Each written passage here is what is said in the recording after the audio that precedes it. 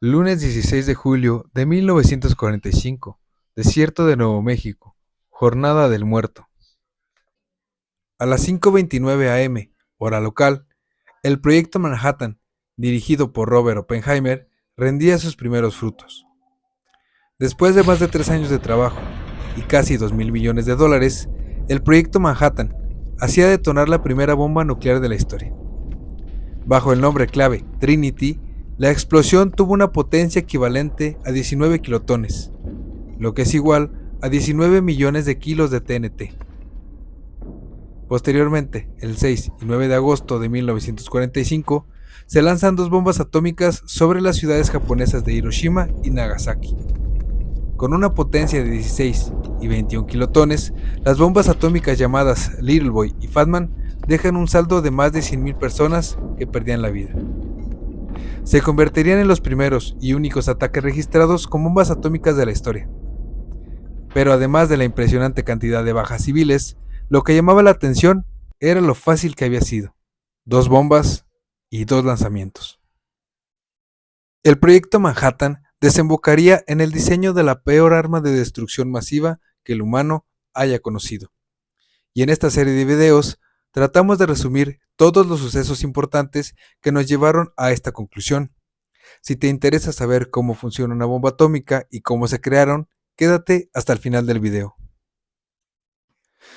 Primero que nada, habría que explicar que toda la materia existente está compuesta por átomos, desde el aire que respiras hasta tú mismo.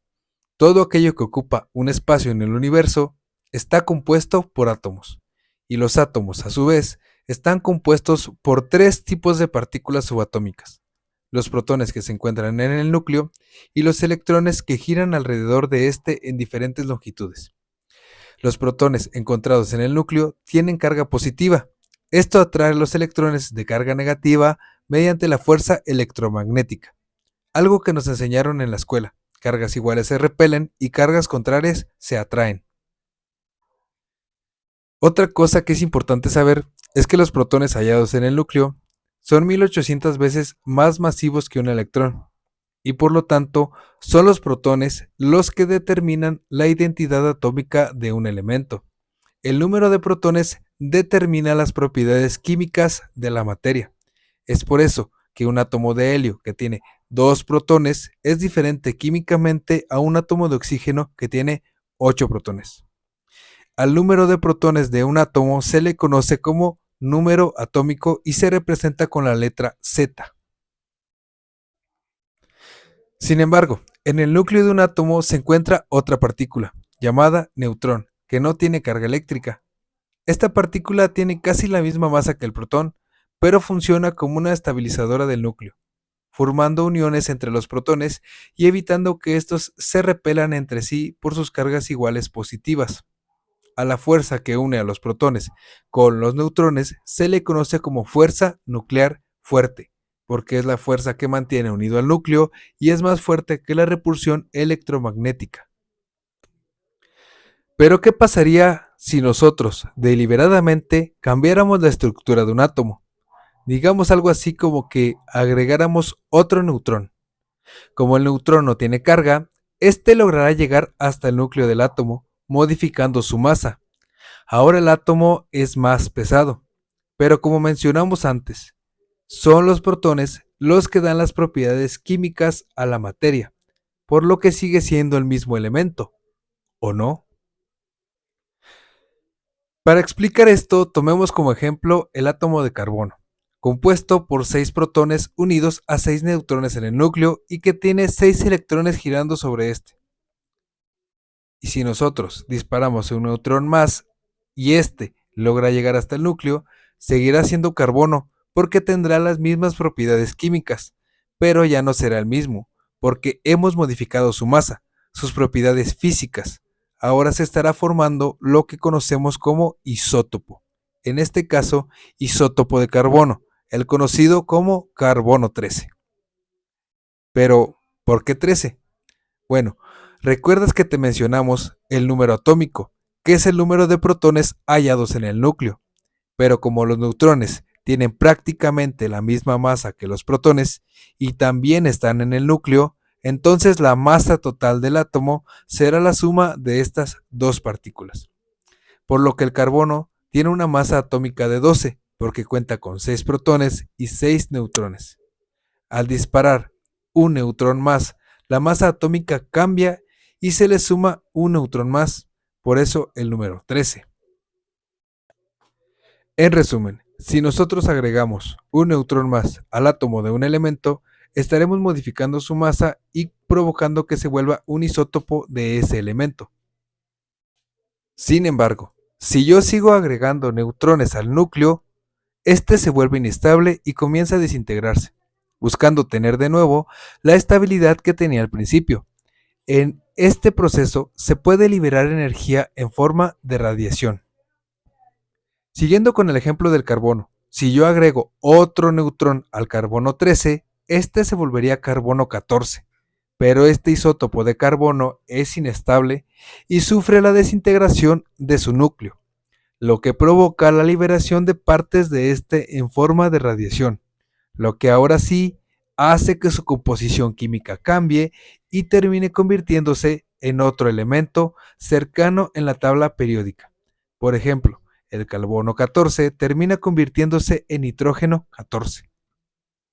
Todo este proceso había sido contemplado por un científico italiano llamado Enrico Fermi, quien experimentó agregando neutrones a todos los elementos de la tabla periódica, encontrando resultados muy parecidos al del carbono para todos los elementos de la tabla periódica, hasta que Fermi experimentó con el uranio, el elemento más pesado hasta su época. Al disparar neutrones al núcleo de un átomo de uranio, Fermi observó un fenómeno algo extraño. Después de una violenta desintegración de su núcleo, el átomo de uranio cambiaba de forma a un elemento que Fermi no pudo identificar. Este afirmó que se trataba del primer elemento más pesado que el uranio, el primero para aquella época. Sin embargo, no pudo confirmar sus resultados. El 17 de diciembre de 1938, casi un año antes del inicio de la Segunda Guerra Mundial, el alemán Otto Hahn y su ayudante Fritz Strassmann repiten el experimento antes realizado por Fermi, en el cual bombardean átomos de uranio con neutrones buscando crear elementos más pesados que el uranio, nuevos en la tabla periódica. Sin embargo, esto no pasaba como ellos esperaban. En la muestra de uranio bombardeada con neutrones no aparecían átomos más pesados, ni siquiera parecidos o cercanos al uranio. En la muestra aparecía el bario, un elemento mucho más ligero que el uranio. Como explicamos con el ejemplo del carbono, cuando el átomo de un elemento recibe más neutrones, su núcleo puede volverse inestable y desintegrarse, convirtiéndose en otro elemento. Pero normalmente se veía que estos elementos en los que se convertían eran elementos cercanos en la tabla periódica. El ejemplo más claro es el que explicamos antes, el del carbono que terminaba convirtiéndose en nitrógeno, hermanos en la tabla periódica. En este punto era donde el uranio parecía ser singular, porque a la hora de ser bombardeado con neutrones no terminaba convirtiéndose en un elemento cercano en la tabla periódica, terminaba convirtiéndose en bario, que era casi la mitad de ligero que el uranio. Sin embargo, Otto Hahn decide publicar sus descubrimientos en The Science of Nature, una revista científica de la época, y al mismo tiempo envió un manuscrito con los resultados de sus experimentos a una ex ayudante suya de laboratorio, Liz Maynard, que al ser judía se encontraba huyendo del régimen nazi que imperaba en Alemania. Ya establecida en Suecia, Liz recibe la carta de Otto Hahn y en compañía de su sobrino Otto Robert Fritzsche, teorizan una explicación para lo sucedido con el experimento. Liz y Robert dedujeron que el átomo de uranio se estaba dividiendo en dos átomos más pequeños, dando como resultado el bario que se encontraban en las muestras de Otto Hahn. Liz, junto a su sobrino, llamaron a este proceso hipotético fisión nuclear. Pero además, Liz y Robert se dieron cuenta de algo más, y es que la masa de los dos átomos resultantes de esta fisión era menor que la masa del átomo de uranio original, lo que provocaba una reducción en la masa total de la ecuación. Pero como la fórmula de Einstein nos decía E igual a mc al cuadrado, la masa es igual que la energía y la energía no se crea ni se destruye, la masa faltante del átomo de uranio se liberaba en forma de energía cinética y en forma de radiación gamma, el tipo de radiación más peligrosa para la vida en la Tierra.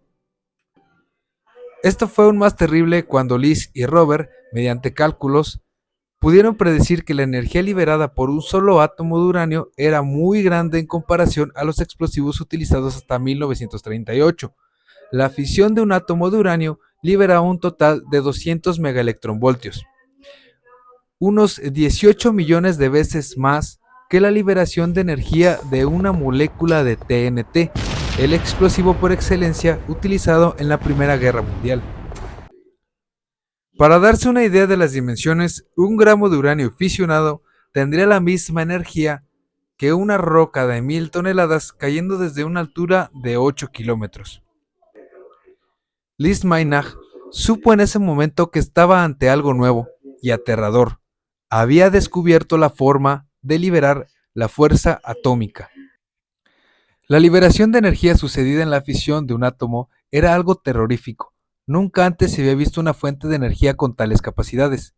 Tal vez si el descubrimiento de Liz Maynard hubiera sucedido en otra época, se le hubieran buscado aplicaciones científicas o industriales. Pero este descubrimiento sucedía a finales de 1938, año en el que Alemania se anexionaba a Austria y aumentaba cada vez más su poder militar preparándose para la guerra. Un año antes, Japón invadía China e Italia se uniría a Alemania y Japón formando un bloque de países conocido como el Eje. Sonaban los tambores de guerra en el mundo. El descubrimiento de Otto Hahn sucedía en Alemania, pero Liz Maynard lo daría a conocer al resto del mundo, y esta terrible fuente de energía terminaría usándose de la peor forma posible. Si te gustó el vídeo, por favor suscríbete y activa la campanita para que YouTube te avise cuando subamos la segunda parte de esta fascinante historia. No olvides dejar tu like. Gracias, hasta la próxima.